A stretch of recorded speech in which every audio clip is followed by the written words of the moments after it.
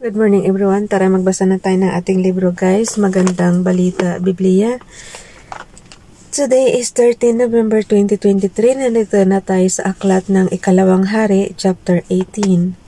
Ang paghahari ni Ezekias sa Juda. Basa.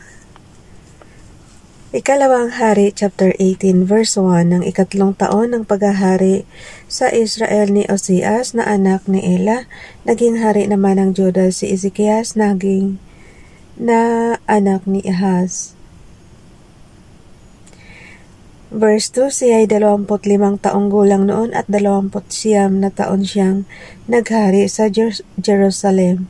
Ang ina niya ay si Abi na anak ni Zacarias. Verse 3,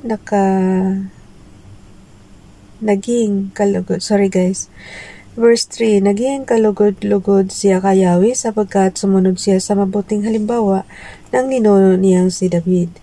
Verse 4, ipinagiba niya ang mga dambana sa mga sagradong burol at ipinisira ang mga sinasambang haligi pati ang rebolto ni Asherah. Dinurog din niya ang tansong ahas na ginawa ni Moises na kung tawagin ay ni Hostan sapagkat hanggang sa panahong iyon ay pinagsusunugan pa nila ito ng insenso.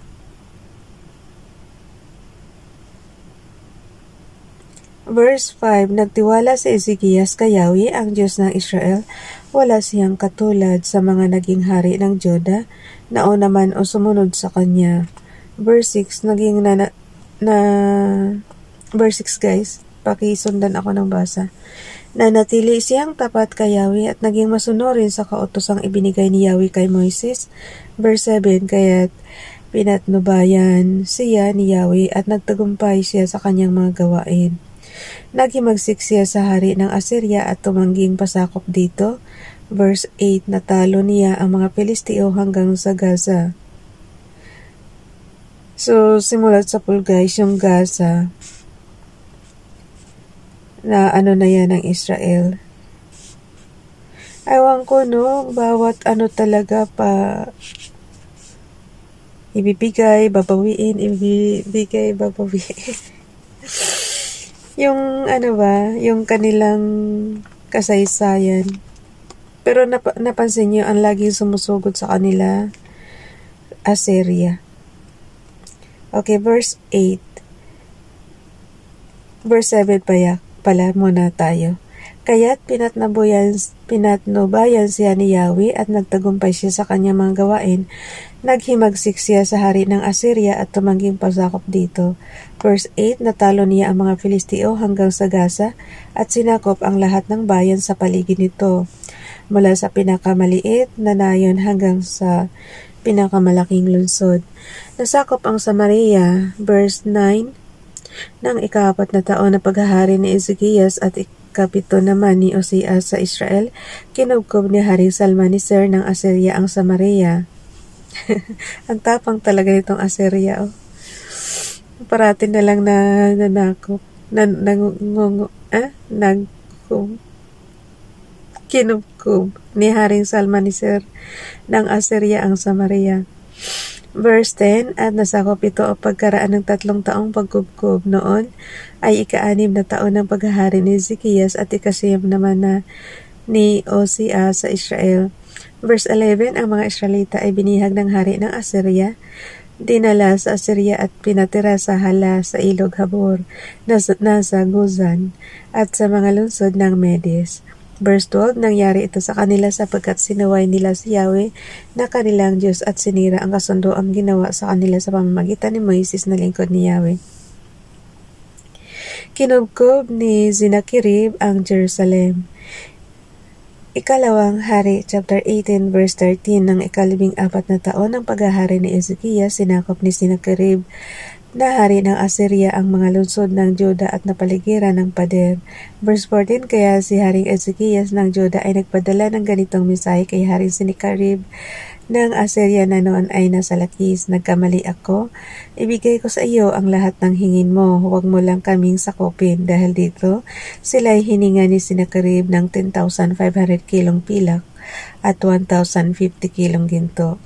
Verse 15, tinipo ni Ezekias ang lahat ng pilak na Tinipo ni Ezekias ang lahat ng pilak sa templo at sa kabangyaman ng palasyo at ibinigay kay Sinakerib.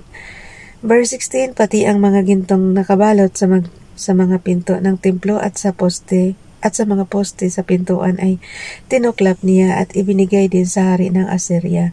Verse 17, mula sa Lakis ang general, ang pinuno ng mga lingkod at ang pinuno ng mga tagapagbigay inumin sa hari, kasama ang maraming kawal ay isinugo ni Haring Sinakerib kay Haring Ezekias sa Jerusalem. Pagdating doon, humanay sila sa may daluyan ng tubig mula sa tangki sa itaas sa may daan papunta sa lugar na pinagtatrabahoan ng manggagawa ng tela.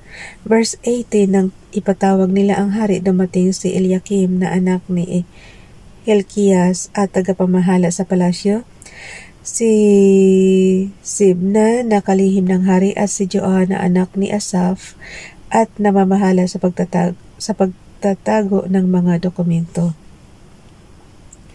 Ikalawang Hari, chapter 18, verse 19, sinabi sa kanila ng isang opisyal ng Assyria, sabihin ninyo kay Ezekias na ipinapatanong ng makapangyarihang hari ng Assyria kung ano ang kanyang ipinagmamalaki. Verse 20, sabihin din ninyo sa kanya na ang digmaan ay hindi nakukuha sa salita. Sino ba ang kanyang inaasahan at naghihimagsik siya laban sa makapangyarihang hari ng Assyria? Verse 21, ang Ehipto ba na parang baling tungkod na kung hawakan ay makakasakit? Verse 22, hindi rin niya maasahan ang tulong ni Yahweh, hindi ba't ipinagiba na niya ang mga altar nito? Hindi ba't sinabi niya sa mga taga-Juda na sa altar lamang na nasa Jerusalem dapat sumamba? Verse 23, kung gusto niya, bibigyan ko pa siya ng 2,000 kabayo kung may sapat siyang tauhan na sasakay sa mga ito.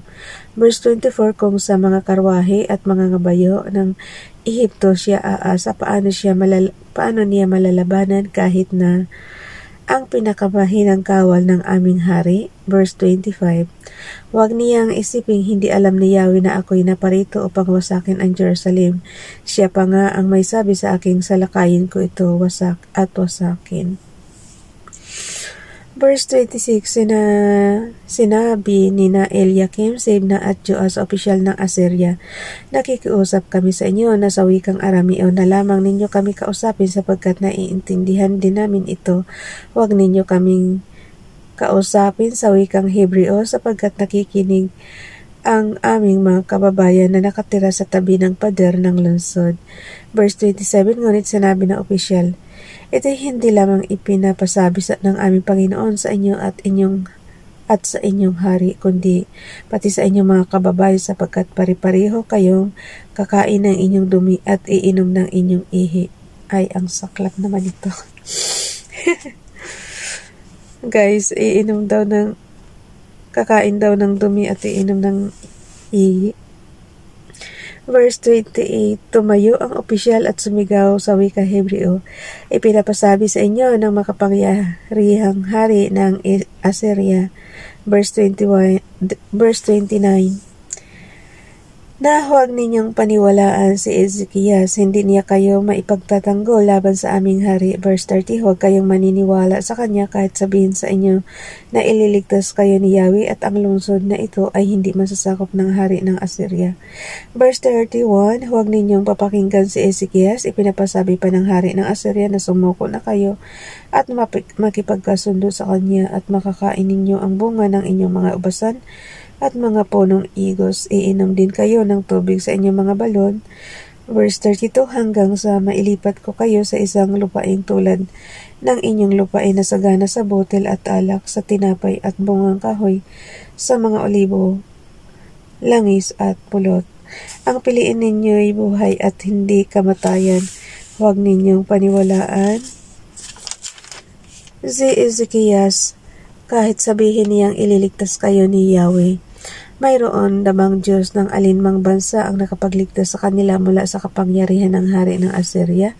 Verse 34, ang Samaria ba ay nailigtas ng mga Diyos ng Hamat, ng Arpad, ng Sepharvaim, ng Hena at ng Eva, nang lusobin ito ng aming hari? Verse 35, kung ang bayan nila ay hindi nailigtas ng mga Diyos na iyon, laban sa aming hari, paano ngang mailigtas ni Yahweh ang Jerusalem? Verse 36. Hindi sumagot kahit isang salita ang mga tao sapagkat iyon ang bili ni Haring Ezekias. Verse 37, pinunit ni Sibna, Joa at Eliakim na anak ni Hilkias ang kanilang kasuotan at nagbalik kay Ezekias. Isinalaysay nila sa hari ang sinabi sa kanila ng opisyal ng Assyria. Bukas na itong guys, tumangguni si Ezekias kay Isaias. So, 14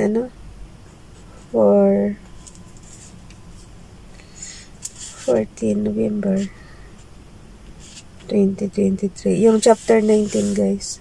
Bukas na yan. Bye everyone. God bless.